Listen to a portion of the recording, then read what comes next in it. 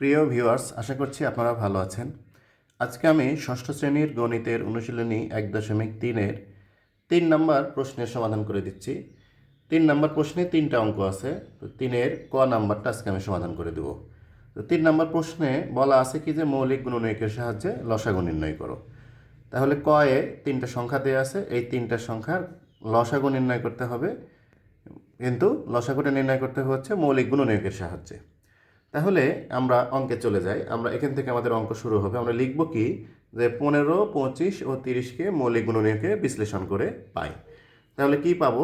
এই জায়গাটা আমার ফাঁকা ছিল, হ্যাঁ, আমি পরে পূরণ করেছি। আচ্ছা, তাহলে আমরা লিখে নেব কি, আমরা এই 15 সমান, আমরা এখানে রাফে দেখাবো যে কিভাবে আমরা মৌলিক গুণনীয়কে বিশ্লেষণ করব। তো 15কে আমরা ভাগ দেব, কিন্তু শর্ত হচ্ছে কি, আমরা এখানে কোনো যৌগিক সংখ্যা দ্বারা ভাগ দিতে পারবো না। আমরা বেছে বেছে মৌলিক সংখ্যা দিয়ে এই 15কে ভাগ দিতে হবে। তাহলে দেখা যাচ্ছে কি যে 15কে 3 দ্বারা ভাগ করা যায়। তাহলে 3 দিয়ে ভাগ করলে এটাকে কি হয়, এই 15 হয়। তাহলে আমরা লিখতে পারি কি যে 15 সমান 3 গুণ 5। অনুরূপভাবে আমরা এই 25কেও কি করব, এই মৌলিক গুণনীয়কে বিশ্লেষণ করলে পাচ্ছি কত, 25কে এই যে মৌলিক গুণনীয়কে বিশ্লেষণ করলে একটা 5 আর একটা 5, তাহলে কি হয় 5 গুণ 5। আবার এই 30কে আমরা মৌলিক গুণনীয়কে যদি বিশ্লেষণ করি তাহলে আমরা পাচ্ছি এই 2, 3 আর 5, এই তিনটাকে গুণ করে। আচ্ছা, মৌলিক গুণনীয়ক কি, আসলে গুণনীয়কটা কি এটা একটু আপনাদেরকে বিশ্লেষণ করে দিই। গুণনীয়কটা কিন্তু এই 15কে ভাগ করলে যে যে সংখ্যা পাওয়া যায় সেটাই হচ্ছে এর কি গুণনীয়ক।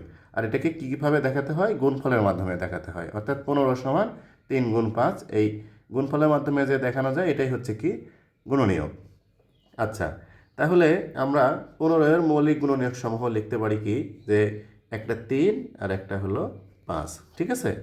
এইবার 25-এর মৌলিক গুণনীয়ক কি হবে, এই 5, এই 5, 5। আর এই 30-এর মৌলিক গুণনীয়ক সমূহ কি হবে, এই 2 একটা, এই একটা 3 আর একটা হলো 5।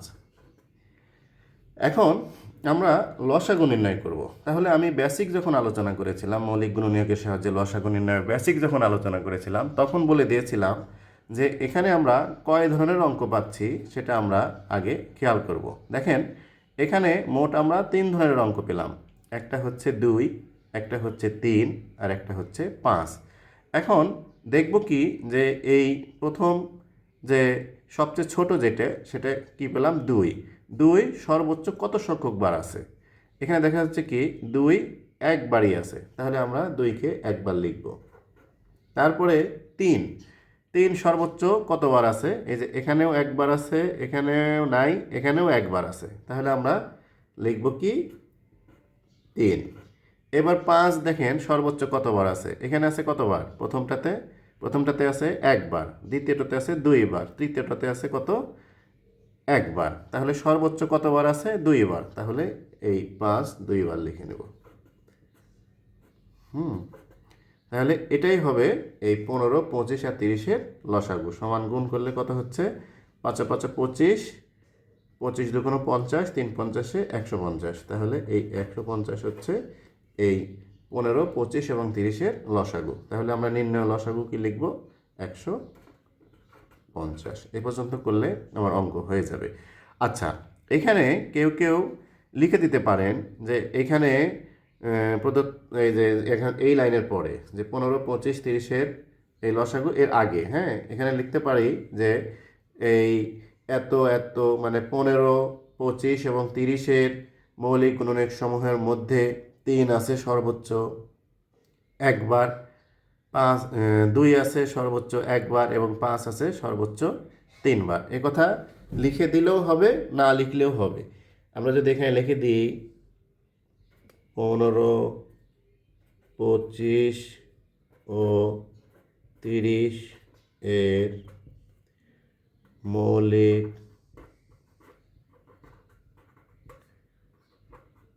গুণনীয়ক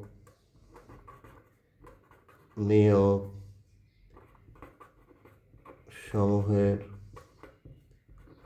মধ্যে 2 আছে সর্বোচ্চ একবার, 3 আছে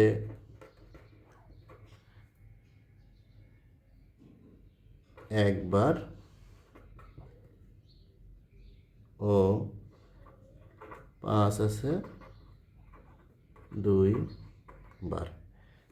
এই কথাটা লিখে দিয়ে আমরা যদি লিখি 15, 25, 30-এর লসাগু, আচ্ছা এখানে একবার, এখানে 3 আছে, এখানে সর্বোচ্চ কথাটা লিখলে বেশি ভালো হয়। সর্বোচ্চ সর্বোচ্চ একবার, 5 আছে, এখানে লিখে দিব সর্বোচ্চ 2 বার। সর্বোচ্চ 2 বার। আচ্ছা, এই কথা লিখলেও হবে, না লিখলেও হবে। যদি কেউ লিখতে চান লিখতে পারেন, না লিখলেও কোনো সমস্যা নাই। তো এভাবে করে অঙ্ক করলেই এই অঙ্কটা হয়ে যাবে এবং পরীক্ষাতে এভাবে লিখলেই পূর্ণ নম্বর পাওয়া যাবে। তো আজকের ভিডিওটা এখানে শেষ করছি।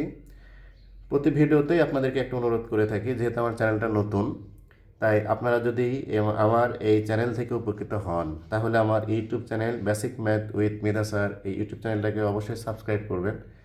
আর ফেসবুক পেজ থেকে যদি দেখে থাকেন তাহলে basic math with Medha sir একই নামে একটা ফেসবুক পেজ আছে, এই পেজটাকে আপনারা ফলো দেবেন, লাইক কমেন্ট শেয়ার করে অন্যকে দেখার সুযোগ করে দেবেন। সবাই ভালো থাকুন, সুস্থ থাকুন, আল্লাহ হাফেজ।